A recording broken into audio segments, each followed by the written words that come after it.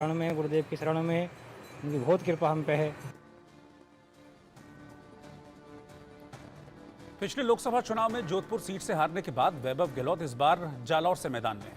कांग्रेस कार्यकर्ता ही नहीं बल्कि उनके पिता और पूर्व सीएम अशोक गहलोत के साथ पत्नी हिमांशी और बेटी भी चुनाव प्रचार में जुटे हुए हैं। जाहिर तौर पर पूरा गहलोत परिवार इस बार कोई कसर नहीं छोड़ना चाहता।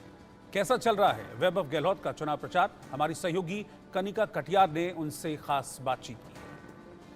आईटीवी नेटवर्क पे हम आज चुनावी माहौल जानने राजस्थान पहुंचे हैं और खासतौर पर बात करें राजस्थान में लोकसभा की 25 सीटें हैं, जिसमें से जालोर सिरोही में इस वक्त मेरी मौजूदगी है।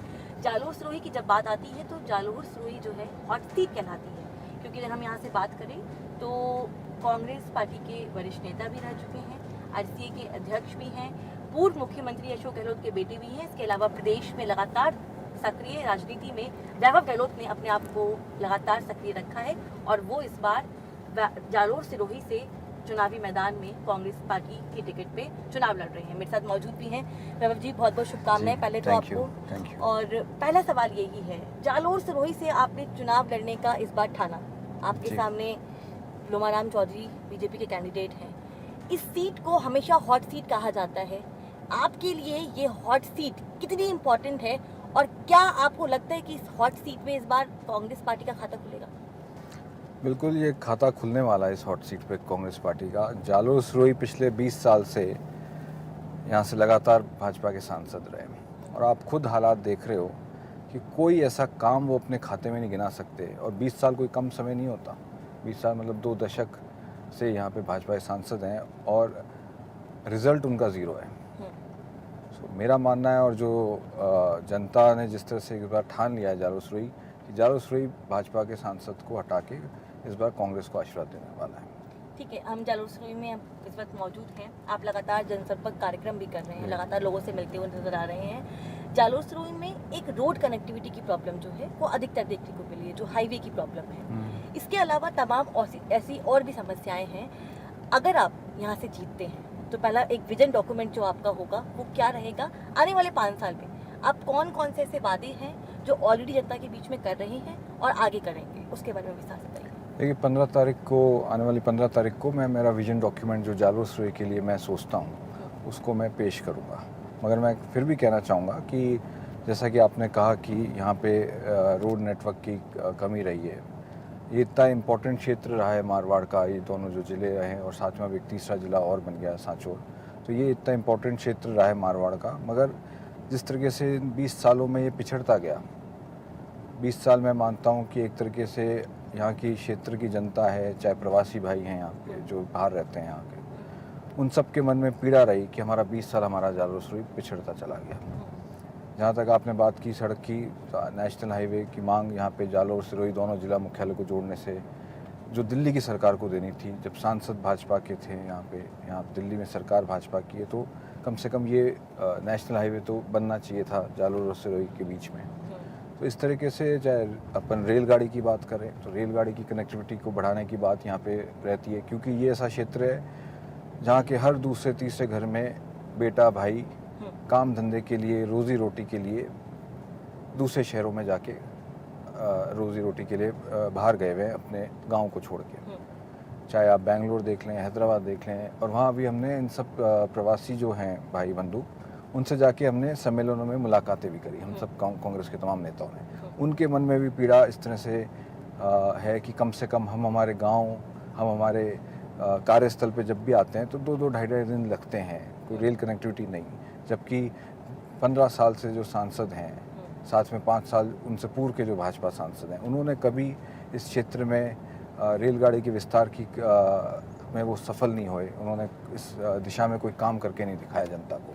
तो ये इस क्षेत्र की जनता के साथ साथ जो इतना बड़ा प्रवासी वर्ग है इस क्षेत्र में जो बाहर रह रहा है, उसके मन में भी इसी तरह की पीड़ा है। हवाई सेवा की बात करें तो आबू रोड में हवाई पट्टी है और हमारे कांग्रेस के सांसद जो राज्यसभा में हैं उन्होंने तो फिर भी मांग उठाई, मगर भाजपा सांसद ने अपने खुद के लोकसभा क्षेत्र के लिए कभी ये मांग नहीं बोली कि यहाँ पे हवाई कनेक्टिविटी भी जोड़ी जाए सिरोही में।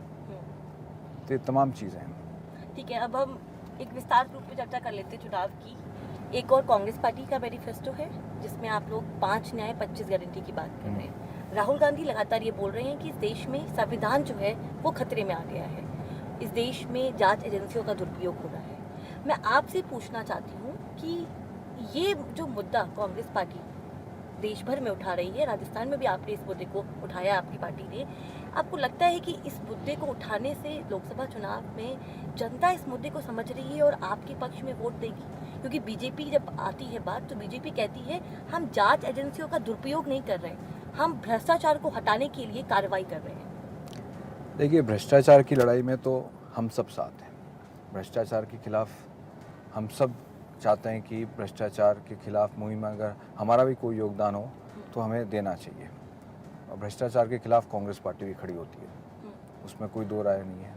मगर केवल एक वर्ग को और केवल पॉलिटिकल अपोनेंट्स को उसमें घसीटना और एजेंसीज के दुरुपयोग करना, हम उसके खिलाफ हैं।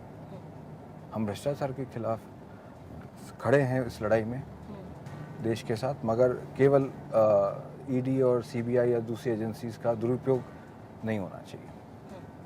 बीजेपी लगातार ये भी बोलती है कि इस बार का चुनाव जो है वो ऐसा चुनाव होगा जिसमें एनडीए 400 पार और बीजेपी 370 लेके आएगी सीटें। इस पे क्या रिएक्शन है आपका? आपको लगता है कि बीजेपी 370 जो बार बार बोलकर 370 का आंकड़ा पेश कर रही है, जनता के बीच में वो एक आंकड़ा जा रहा है और लोग समझ पा रहे हैं? देखिए, मैं तो जालोर-सुरेई की बात करूंगा कि जालोर-सुरेई में बीजेपी इस बार नहीं आ रही, लेकिन कहा गया 2009 से देखा जाए तो लगातार ये बीजेपी के खाते में सीट रही है। देवजी पटेल लगातार यहाँ से सांसद इसीलिए तो जनता पिछले जो 4 लोकसभा चुनाव में जनता ने मौका दिया भाजपा को यहाँ से, 2004, 2009, 2014 और 2019। मगर चारों बार जिस तरह से मौका मिलने के बावजूद भी क्षेत्र की जनता इस बार समझ रही है कि ये 20 साल उनके खराब हो गए। ये मन में उनके अब घर कर गई ये बात कि 20 साल का ये जो एक डेंट पड़ गया है जालोर-सुरेई के विकास में, इसको इस बार वो लोग मन में ठान रहे हैं कि हमें दूर करना है। ठीक है, राजस्थान की बात करें तो 25 लोकसभा सीटें राजस्थान में। आप कितनी लोकसभा सीटें एक्सपेक्ट करते हैं इस बार कांग्रेस पार्टी के खाते में आएंगी राजस्थान को लेकर? अच्छा प्रदर्शन रहेगा कांग्रेस का राजस्थान। लड़ रही है कांग्रेस? बिल्कुल लड़ रही है। क्या मुद्दे लेकर लड़ रही है कांग्रेस? मुद्दे लेकर लड़ रही है कि जिस तरह से बीजेपी की सरकार आई है 3-3.5 महीने में, अभी तक तो काम चालू ही नहीं हुआ है कुछ भाजपा का सरकार का। और मुद्दे लेके लड़ रही है कि जो कांग्रेस की योजनाएं हैं उन योजनाओं को कम किया जा रहा है। चाहे अन्नपूर्णा, आप राशन किट की बात कर लें, आज उसमें से राशन गायब है, केवल खाली थैला पकड़ा रहे हैं। तो ये सब चीज़ें जनता समझ रही है और इन मुद्दों में कांग्रेस लड़ रही है। ठीक है, आपने योजनाओं की बात की, हमने विधानसभा चुनाव भी देखा था, लगातार आपकी पार्टी ने और कांग्रेस पार्टी की ओर से तमाम योजनाएं लाई गई। चिरंजीवी योजना, ये ऐसी योजना थी जो कि राज्य में नहीं बल्कि पूरे देश भर में, विदेशों में भी इसकी बहुत चर्चा थी। चिरंजीवी योजना एक बहुत बड़ी महत्वपूर्ण योजना थी, लेकिन बीजेपी सरकार आने के बाद उस योजना का एक इम्पैक्ट जो है वो खत्म हो गया। हालांकि आप लोग इतनी योजना लेके आए, आप लोगों ने चिरंजीवी योजना की, महंगाई राहत कैंप स्टार्ट किया, उसके बाद विधानसभा में कांग्रेस पार्टी को जीत हासिल नहीं हुई। लोकसभा में क्या आपको लगता है कि जो आंकड़ा अब तक कांग्रेस पार्टी के पक्ष में नहीं आया, वो आंकड़ा इस बार राजस्थान में हमें देखने को मिलेगा? देखिए, बिल्कुल आप जैसे खुद कह रहे हैं कि चिरंजीवी जो बीमा योजना थी उसकी तारीफ पूरे देश में रही और विदेशों तक में इस योजनाओं की तारीफ रही कि ऐसी एक योजना आई है राजस्थान में कांग्रेस सरकार के द्वारा।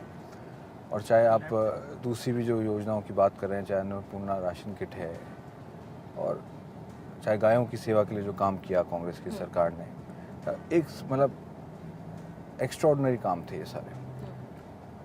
ठीक है, नतीजे हमारे पक्ष में नहीं आए, चुनाव में कई अलग फैक्टर्स हो जाते हैं, मगर जो लोकसभा चुनाव है इसमें जनता को ये अभी से डर सता रहा है इन 3-3.5 महीनों में ही कि आने वाले समय में अब गरीब के घर अगर राशन जा रहा है किसी योजना के तहत तो बीजेपी को क्या तकलीफ है।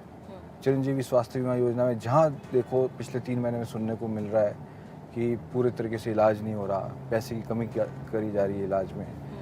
मैं कई जगह गया, पेंशन योजना भी कांग्रेस की, आदरणीय गहलोत साहब की जब उनका दूसरा कार्यकाल था तब की योजना है, बुजुर्गों की पेंशन है। आज किसी को 2 महीने से पेंशन नहीं मिल रही, किसी को 3 महीने से मिल रही। तो ये बातों का रिएक्शन जनता इस बार कांग्रेस के पक्ष में मतदान करके देगी। आंख कान खोल के मैं आज के लिए फिलहाल इतना ही। बाकी की खबरों के लिए आप लगातार बने रहिए इंडिया न्यूज के साथ। मुझे इस वक्त इजाजत दीजिए। नमस्कार।